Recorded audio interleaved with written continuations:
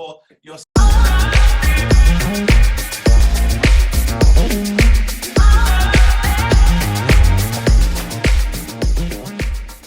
Starting 5 players of all time, and please, they have to be in position. Let's start with the point guard. You're just trying to start a whole bunch of arguments on your feed, man. Yo, You know? This is like talking politics. It's like talking politics. Don't at me. It's okay. his team. But go ahead. Okay. So I'm not usually in these conversations and all that stuff. So I'm just going to tell you of all time, right? And it's your personal preference. All right. Don't judge me for taking my time on this. Okay. I don't want a bunch of hate mail coming through on my Instagram. Okay. So all time point guard. And that, man, you're probably gonna make fun of me because I'm probably gonna get some of the positions wrong too. Point guard. Don't say Shaq. All right. Okay. I'm gonna do this, and people aren't gonna agree, but I mean, I was a big fan. Was Gary Payton even a point guard? Yeah, he was a point guard. So I was a fan of Gary Payton, and the reason why I was a fan of Gary Payton, I think you were there. Remember he came and visited us in East London? Do you remember what he said about Kobe? Dude, anything he said was bad when he came there. Anything he said was bad. That time, Kobe was so much trash. Remember, Kobe wasn't. And he was Kobe so arrogant. Yeah, remember, Kobe wasn't Kobe then. Remember, he just got into the league, and everyone was like, and that was the time when people went to the camp and they had the crazy 8s on, and everybody was like, "Yo, Kobe," and he just like, listen, R.I.P. Kobe, but he just kind of like he was hating, bro. Peyton was hating on Kobe when he first came to the league, and he said it barefaced. You know that's his personality. He's not going to give it up. He's in the NBA. But yeah, I remember when we met Gary Payton. That was awesome.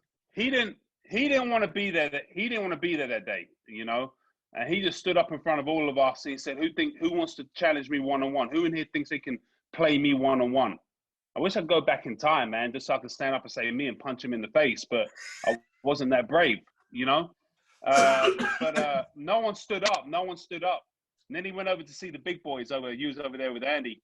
But man, you can't deny. I'm not saying he's the best point guard of all time, but you can't deny, his mentality of putting his heels in the ground, man, and having pride on the defensive side, man. Because the reality is, there's not too much defense going on right now. It's green like basketball. It's like who and the reason it's green like basketball because that's how you get people in seats. Yeah, it's business. Yeah. So I'd say he's up there. I'm probably the worst person to ask these questions to, but I'm giving some content behind it, man. You know what I mean? No, this is good. Come on, we got ladies, bro. We got ladies. Lasagna. Lil Wayne, like. But go on. Number two, your shooting guard. Who would be your shooting guard? I mean, Kobe's a 3, right? Is Kobe? Does that count? Kobe's a 2, so you have to pick between him and the master. Because Kobe was the student. Oh, okay. Are you talking about the master, Michael Jordan? Oh, come on now, yeah. Well, doesn't Michael Jordan play every position? Didn't he like dunk on the centers, bring the ball up, shoot the ball? He did that, but his position was SG. Okay, well, I mean, there's no debate on that, bro. There's no debate on that. Obviously, Michael Jordan, but I do want to say something about Kobe real quick. Obviously, it hit home for all of us, right? It hit home for all of us, but my daughter was scheduled to play out there in Vegas the same time his kid was out there. So our kids are the same age. You know what I mean? And man, like that summer, and so man, like it's just, to see, Kobe Bryant. I'm just for the record, he had a great career. I never really followed it, man. I didn't really care. But man, this last year, man, him pouring into his family, bro, into not just his daughter, but his whole family, man. Seeing him coaching on the sideline, that to me was more spectacular than any ring can bring, any championship. I mean, so that hit really close to home for me, just to see that the resemblance of me and my daughter and him and his daughter, and what could have been, man. But I tip my hat to the man, just what type of family man he was. And look, he left the legacy.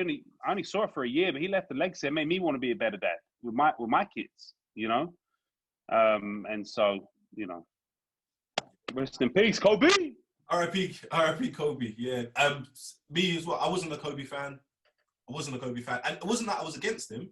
I became a Kobe fan once he lost his superpowers. And when I mean he stopped being a superhero, like when he wasn't the best player in the league, when he tore his Achilles and he came back and he still played. And then when he finished and he started doing his business stuff, and I was like, oh yeah. Like, what did he say? He said, we have 5 years already planned in place of what's gonna come out. He started writing books.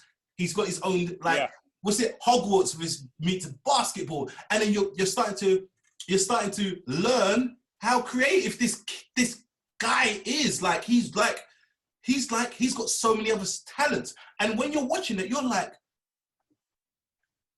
I can do that. Literally, I was watching. I was like, no, I thought of doing stuff like that, and it was just nice to know that someone can go that far. And then when you hear him talking about business, and when you hear him talking about his approach to basketball, and then his approach to business, and we said this earlier on, he was like, all athletes, and you're the second person today who's in business and in their own business, and we all said it. Anyone who's ever played sports, if you don't get into business, you do not know what you're missing, and don't worry about the learning curve. You will figure it out as always. Yeah, RIP Kobe. I just wanted to add that to what you were saying. Let's move on to the sport forward.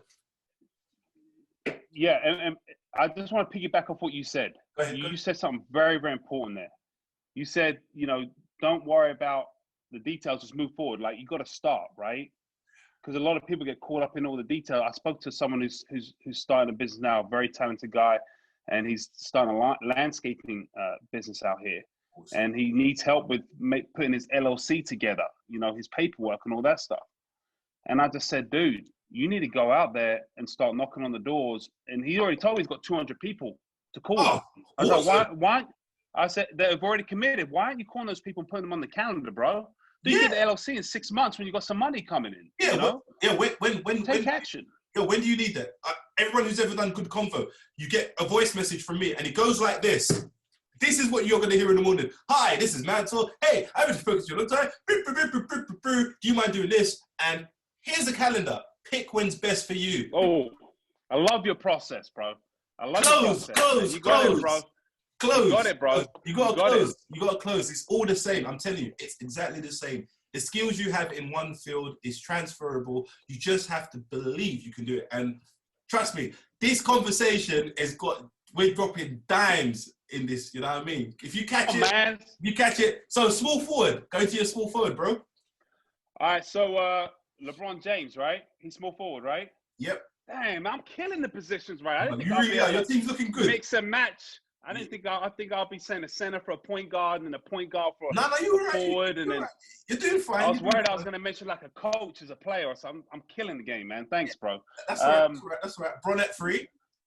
LeBron James. Look, man, there's like, a lot of people love him, a lot of people hate him, but, you can't knock the guy. He's opened up a school for the kids, the media always on him, he says some silly things time to time, but look, man, there's always a camera in his face. You know what I mean? So, no one can deny that he's not a ridiculous specimen. Like Mansour the Great and myself when we played against each other that one time. Of course. We won't say who won or who lost. That doesn't matter. What? Of course. Standard. Me and you. You know what I mean? Let me throw that back to you, bro. Catch that. Yeah, you know the vibes. Go on, continue.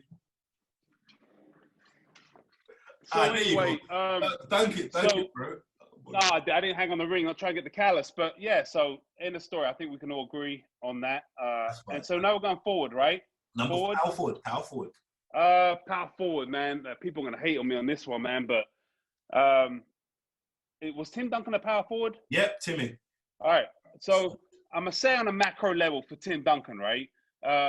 Tim Duncan was a great player, but he wouldn't have been that player without that culture that Pop set, right? And then the players around him and all that stuff, man. So I feel like by saying Tim Duncan, I'm actually giving credit to the whole Spurs team around that era, man. Which is fine. Yeah, which I know there's probably about 10 more out there. Again, don't be sending a bunch of hate mail to me. I'm not as, I may be in the States, but I don't follow as much. So no hate, okay? There's some other players maybe better. I like Tim Duncan on there. So now we're going to center, right? Center. I mean, there's some. Was Hakeem? Was he? Yeah, Olajuwon? He was. Yeah, I mean, yeah. I think it's hard to compare the eras, man. I put him up there, and then Shaq. You know. Who you got, Hakeem or Shaq at your center on your team? Just to the era I came from, I'm gonna pick Shaq. You know what I mean?